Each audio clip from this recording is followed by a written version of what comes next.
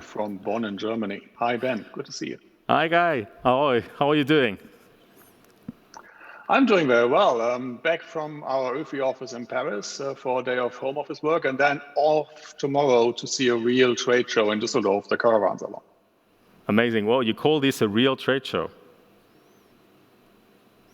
You know, you can't, as you said in your intro, there are some elements you cannot substitute digitally, and that hustle and bustle of a real show floor where people are having their stands and booth and people are walking up and down the aisles to do business.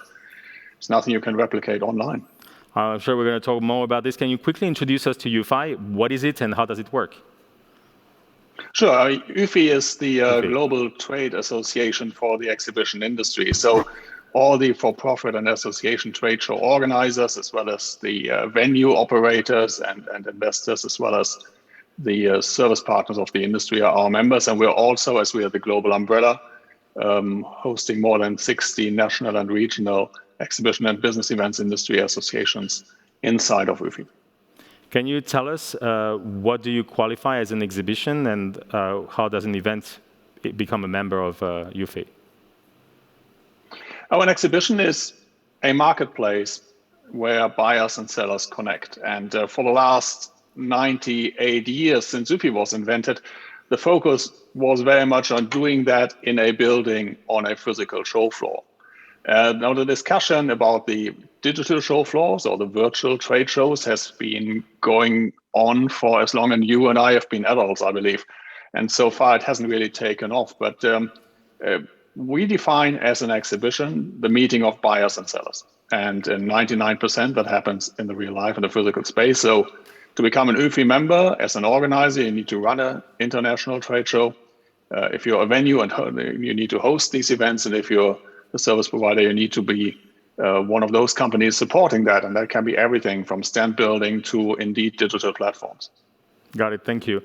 Earlier, I mentioned that COVID was the Napster moment of the event industry. Did we fast forward like 2, 5, or 10 years into the digitalization of events? That's my first question, really, like for the topic of today. Well, whether it's 2 years or 5 years or 10 years into the future, the core of exhibitions and business events will be, as you said, the physical place, the physical gathering of people.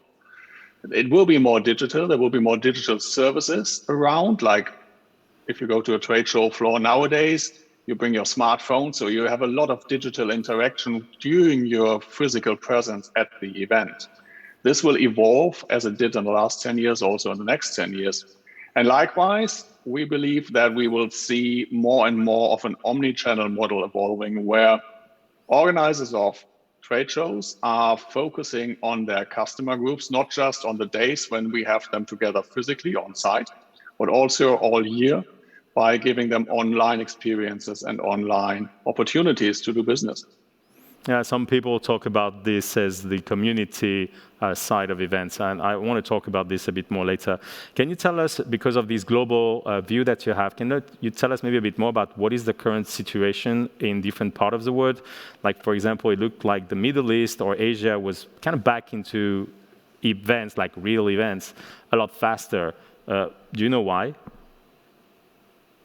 Well, I mean, I was in China in January 2020. And 1 week after I left China, the country went into lockdown. So it's worth remembering that the pandemic started in Asia. So the first wave was done earlier and they reopened earlier with measures in place. And now we are at wave 3, 4, or 5, depending on how you count. And we've learned a lot as an industry, and lots of governments have learned a lot about how to deal with the pandemic. And you have these approaches that are very much, we close down something if there's a case. And if there's no case, we open up everything. And this is why China was able to open, because they very much control what their population does. So China's open as a huge national market. If you're looking at the Middle East, and we ran our first in-person event again in May in Dubai at the World Trade Center, they have a high vaccination rate. They reopened for tourists as early as January, February, and also for business travelers. So they were eager to bring back events with safety protocols around. And these safety protocols, they built together with us as the events industry. Because we sat down last summer and said, actually, if there's one thing we can do, that is to organize events. And we know how we need to structure them, how wide the aisle needs to be, how we have to control people as they go in to keep people safe. So we put all these measures into place that have become standards and in some parts of the world legislation and help our industry to open up. Another thing that you do is kind of share studies and numbers, statistics about the industry. You did a report with data from 2020, and I wanted to show some slides about how much the industry lose with COVID and how fast it is coming back. So we're going to see some slides that are available, and please comment, what were you learning from 2020? Well, I'm not sure if you see the slides, but I'm just going to talk over what happened to our industry in 2020. Oh, perfect. There it is. Now, what you're seeing there is the economic impact and the damage the hit the industry took. Now, around the world in 2020, the revenue of our exhibitions and the business events industry basically dropped by 70 to 75% year on year compared to 2019. And 2019 had been a record year. So you have to compare this the direct hit we took as an industry. But we all know that for every euro spent in direct connection with an exhibition, around 10 euros are going into the local ecosystem, the direct and indirect and induced revenues that are generated for an economy and a society. And we calculated the hundreds of billions of euros of revenues that were lost because companies could not come to the trade show floor and could not sign orders. And these empty order books had a ripple effect through the economies worldwide that you can see in the decline of the economic size of whole countries and nations in the last year. So we took that hit, but luckily this year, you already said some vital parts of the world are open. You mentioned China and the Middle East, but likewise, a lot of business activity is back alongside across the US and picking up pace again in Europe and major markets like Spain, the UK, and now Germany. And there you have the numbers. So globally, we believe the industry will grow by 165% compared to last year. And you see the breakdown in the various regions around the world on this slide as well. Now, there's two ways to look at this. There are those Cassandras who say, yes, but this is, of course, lower than we were in 2019. And there are the others who say, yes, of course, we took a big beating. We made it into port, so to say. And now this is the first of many years of continuous growth we're going to see in our industry. And it's the perfect point in time to look into this industry as a career opportunity, as an investment opportunity, as an opportunity for you as a founder or entrepreneur to jump in. Because the one thing is given. People want to meet, and they want to meet person to person. Whenever something is relevant, people meet. It's like the battery on your smartphone. You leave it recharged, or you take it recharged in the morning, and then you use up the energy during the day, and in the evening you need to recharge it again. Same with business relationships. If you have never met someone, you have never really charged your relationship battery. So what we are seeing from all these digital trade show experience or digital events experience in the last 12 months, it has created such a need for people who met online to now meet on site in person. I mean, hey, the two of you in the studio just met for the very first time face to face, and you were commenting on it, how great this is. And what you just went through is what everybody goes through who has been to a digital event. So the future is super bright, and I'm super bullish because all these people will want to come to a physical event to actually have these relationships confirmed and evolve. There's one thing that is still kind of a tough situation, and you mentioned it also a bit at the beginning, is the entire uncertainty around the return of events. Like basically how sure we are that events that are scheduled will be happening. And I remember that our partners, our community last year in the spring 2020 were postponing to the fall of 2020, and then some of them had to postpone again to the spring of 2021, never-ending type of rescheduling, madness. And I have also some slides from your research. I wanted to know, how do you cope with uncertainty as an event organizer, and do you know when we will be back for sure? Do you have any sort of prediction as a trade association? I'm going to move to the next slide. I'm not a virologist. I can't answer the question. But what are your expectations when we've beaten the pandemic? It's two answers to that. First of all, the uncertainty in this industry is a given. And again, this is a pirate event, so if you set sails, you don't know what your booty will be. You just have to go out and look for it. We personally had to pivot events from on-site to online. We could bring some back to be on-site. We had to do some on-site and then some online elements. We had to do all kinds of things. But again, that's the beauty of the industry, that we can adapt, and our customers have been adapting with us through that rough space because we've given them the best possible option to stay connected. Here's what the industry sees going forward. And I've already touched on that growing belief, and it has really exploded again in the last 6 months, the number of people believing in that the whole COVID experience has so confirmed the value of face-to-face meetings that the sector will bounce back quickly. You also see this push towards hybrid events. I believe hybrid is a hype word, and I hate saying it. Nobody can tell you or me or anyone what hybrid means. It's a lazy word for people who don't do their homework to put an event together that is clearly defined. But it is a combination of on-site and online. And lastly, what the slide also shows is this strategic zombie of the virtual trade show really is a strategic zombie, and I wish someone will finally kill that off.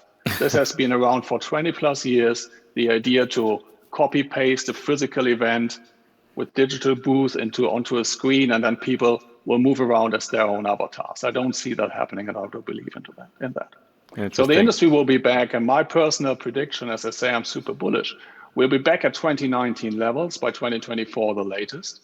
Okay. And we will grow to at least twice the size we were as an industry, but it will not be driven by selling square meters in booths alone. It will be a different evolving business model with many more digital elements. Love it. I also have some numbers from the visitor point of view, which are kind of giving us a hint of what are like the level of uncertainty, what it is about, right? Yeah, exactly. And all these you see are tied to the pandemic situation.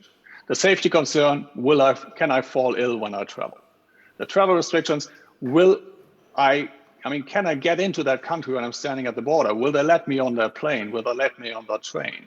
And the concerns about possible cancellations, because of course, the core of the business model is that it's like Christmas. You know the date of the relevant event for your sector and where it is to be held on the planet. And if that is shaky, then we have an issue. But all these are driven by the uncertainty of the pandemic. I read a report from some leading international virologists just this morning and say we should be out of the woods by next summer, the latest. So I believe 3-4 years from now, we will look back at 2020 and 2021 as this weird time where nothing was happening. But we will look back from a new normal that will be very, very similar to the face-to-face driven business opportunities we had before. Interesting, thank you. Enough with slides for now. Before I take questions from the audience, I wanted to ask you more specifically about your perspective on startups and innovation supporting the transformation of the event industry. I was wondering if it's today, because of COVID again, it's easier maybe for a small company to go out there and partner with a trade show organizer than maybe it was before. Is there room for smaller players? What's your opinion? I believe there's always room for smaller players, and you see the speed at which especially smaller players have scaled in the last 15 to 18 months. I believe a lot of that is silly money, and some will falter, but if one or two succeed, it will change the industry. And every small idea has the potential to be a game changer. And from me talking to the international organizers on a daily basis, never before have they had such steep learning curves, and never before have they been as curious as they are now to find digital solutions that help them to drive their business forward. I was mentioning that I believe the future of the growth of the industry will mainly be driven by digital and by digital innovation. So the last 10 to 15 years, it was easy for an organizer. You went into a new regional market, you understood how that worked, you brought your shows there and your business grew, and you benefited from globalization. I believe the next 10, 15 years will be driven by a very similar development, but not around geographic expansion, but digital expansion. Whatever added value you can generate, whatever added opportunity to connect buyers and sellers you can bring to your communities, you will be looking out for as an organizer of exhibitions and events. And yes, to some degree, there will be communities. And to some degree, there will be marketplaces. And to some degrees, there will be content driven. So I believe there's a lot of space for innovation. And every small player, my recommendation is find one or two mid-sized organizers, family-run businesses, to work with to get to the proof of your concept. And then everybody will pay attention because it's a small industry that is very well connected and people are constantly looking out for new opportunities. Love it. Thank you. If you have questions, just go ahead and ask them on Slido. A nice startup that got acquired recently. There is one question. I'd like to know your opinion. Does COVID not actually prove that you can build up relationships fully remote, even close contracts and make business? No. No. That's it. Okay, moving on. No, and I tell you why. It's same thing why there's a partnership. You can introduce people to each other. You can start a connection. You can set up a connection. You can start a relationship. But you won't make that a serious one if you have not met. And yes, of course, you can order razor blades online on Amazon, right? But relevant deals, you want to see the product, you want to see the seller, you want to connect face-to-face and person-to-person. Got it. Oh, I'm seeing a lot of questions coming in. Do you have any numbers, research on participants? And are participants companies willing to travel? We see, it slightly differs around the world where you're looking. We have shows in China, again, domestic shows, because no international travel into China is possible at the moment, that are already bigger than they were before the pandemic. So 2021 editions of shows exceeding 2019 editions of shows. Likewise, for the normal international B2B show, the attendance depends on two factors. Number one, how international is it and how many people from these respective feeder markets can come and attend. And number two, how many of the exhibitors are returning. And you have to have in mind that 80 to 90% of companies exhibiting at trade shows are small and medium enterprises. And while the focus and the reporting on the media is always on the big brands that you know, the main business is done by the small players. And they are most eager to return. So you usually have between 50% to 3/4 of pre-pandemic levels attending events right now, where in markets that are easily accessible. Super interesting. Actually, it's like, people don't think about the distributors, for example. This is the type of company that relies so much on trade shows. There is one more question from Frank, and then I'm going to ask a few more questions myself. Do you think we will have more smaller events rather than the big ones? I believe the pandemic will fast-track trends we've seen before. And one of these trends is that rather than having one global leading event where everyone comes to one spot on the planet for 5 days, organizers are evolving into families of brands of shows that take place around the world. So you take a major leading show. Let's take Bauma, the construction machinery show, huge monster show in Munich. There's also a huge monster show of Messe Munich called Bauma in Shanghai, and there's one in Africa. So they've branched out to go where their customers are and where the markets are. And COVID will fast track this development away from one show once a year somewhere on the planet to more regional shows dotted around the world, which will also help this kind of omni-channel banking to serve your community, to serve your industry all year round. All right, thank you. I said earlier that from my point of view, online events were a threat to entrepreneurship, in particular because of networking. And I've seen in your study, I want to see it on the slides, that you noticed some specific use cases where online events were really valuable and like seen as a good thing. In particular, those events that are new, or that people are attending for the first time. I was wondering, do you have more kind of ideas of use cases where you think that online events were better or more valuable, maybe that's the right word, than their offline version? And let's see the slide that I'm referring to, please. While we're waiting for the slide, we were asking, for the background of that, we were asking thousands of exhibitors and visitors over the last couple of months, as they could not attend shows physically. So how has it been to do digital? What's your experience been, and what works for you? And there you see what people are. These are the visitors, right? Yeah, this is the visitor one. Yeah, because I have some removed You wanted pins to talk about this one? No, this is fine. Whatever. Yeah. Give me a slide and I talk. Now, The one thing that people can obviously do easiest online is to consume content. Like this platform now, you and I, we are not together. We can't stand with a group of people afterwards, so they have to ask questions digitally, but we can have a conversation, we can share content and insights. It's also cheaper and more convenient because no one has to travel. So for the content side, online delivers. For the transactional side, for the serendipity, for that building relationships, online does not deliver. So what we've seen through the pandemic is that many, and that was the other slide with the bubbles that you had, like when it comes to the quality of networking. So what we've seen through the pandemic is that many people have attended the online gatherings or the digital editions, mainly conference-driven or content-driven, of trade show brands. And they have networked and they made some contacts. And all these ones are now eager to actually attend the next edition of the physical show to deepen these relationships again. So COVID has opened up a whole new generation of attendees going forward that are eager to come and meet physically. Interesting. And the one that you were referring to is basically like showing us that networking is the part that is still broken. Do you think it's because we're social animals and we just don't we cannot find the solution with technology, or what is your take on these numbers? Well, it's the way we are programmed, the way we are wired, the way our brains work. We are social animals, and we are most comfortable when we are among peers. So unless you retrain and rewire our brains, this is what we want to do. We want to be together. We want to network. There is another one with the exhibitor point of view. So I reordered a bit the slides. This is what you got from your studies. The exhibitors prefer live events across all these aspects. What is your comment about this? The customer is always right.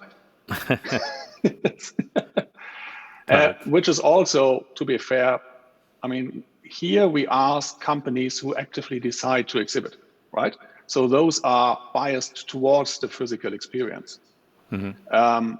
Companies who decided not to exhibit are more skeptical, and they see more value in the digital-only space. Yeah, but so we did some qualitative interviews with them and say, so what's holding you back from attending the physical event? And it's interesting that we were expecting that the pandemic would have led to this share of companies growing and more companies saying, well, you know, we can do with just digital. But it has actually shrunk, and fewer companies are now focusing on digital or not exhibiting alone compared to companies that are focusing on also exhibiting. So it actually brings new exhibitors into the industry as well, having experienced an online-only environment. They may not take big booths, but they want to make sure to be at the next event and participate in that community experience. Got it. I have one or two more questions before I take a last round of questions from the audience. So please go ahead, ask your questions to Kai. I'm going to take them in a second. I remember that Mobile World Congress earlier this year in Barcelona got a special status from the local government to facilitate international travel during the fair.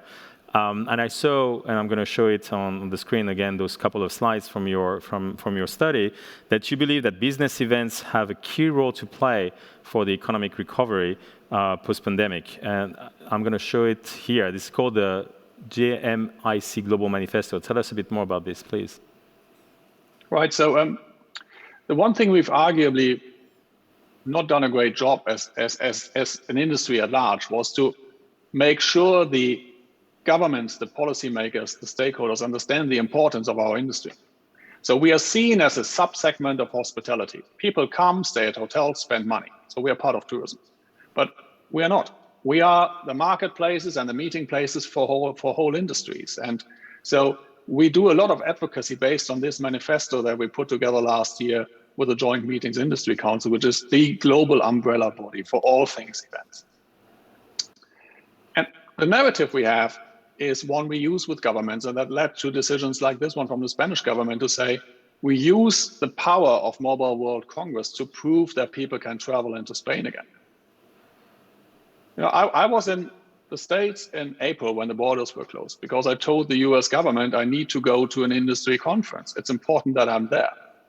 And they gave me a special permit to go into the US. Likewise with Singapore. So there are many governments who actually get that. And we are happy to support them. I talked to the Irish Minister for Trade Promotion last week, Robert Troy.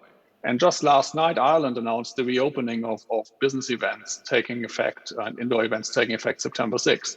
So we're seeing that reopening as governments understand that allowing our sector to run the marketplaces, to run the meeting places, will bring businesses together again, will drive the economic recovery on the operational level, because simply people can sign orders and go back and know what they have to do, but also so much, and Mobile World Congress is a great example for that, on the intellectual level.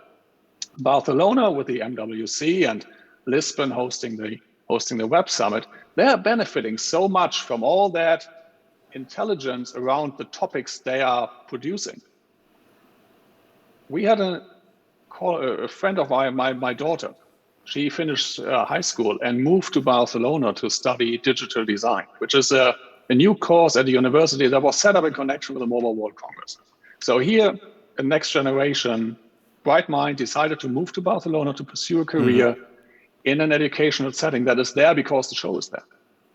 This is how things play together, and that's the strategic power. If governments and institutions work with our sector and use the tools we have and allow us to help them to drive the economic and intellectual recovery, to drive innovation, to drive, you see it there, sustainability, ROI, everything to drive urban development going forward. Thank you. Super interesting. I'm looking at the questions from the audience. I don't know if I have a few more, but we're getting to the end of our interview, Kai. I'm really happy that we managed to get this chat together. And I really enjoyed your answer earlier to this no, very bold statement. Yeah, I don't know. I don't see any question. I don't know if this is because Slido is like a bit slow for me. I have one more question then as a wrap up. What is kind of, the thing that you wished you would have known a year and a half ago?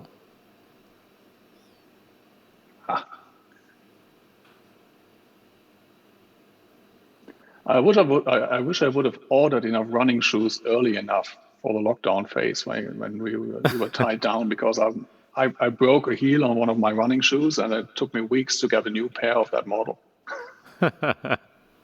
So anyway, it's being prepared, it's being agile. I think the main lesson for all of us is if life gives you lemons, you make lemonade, right? Rise to the occasion.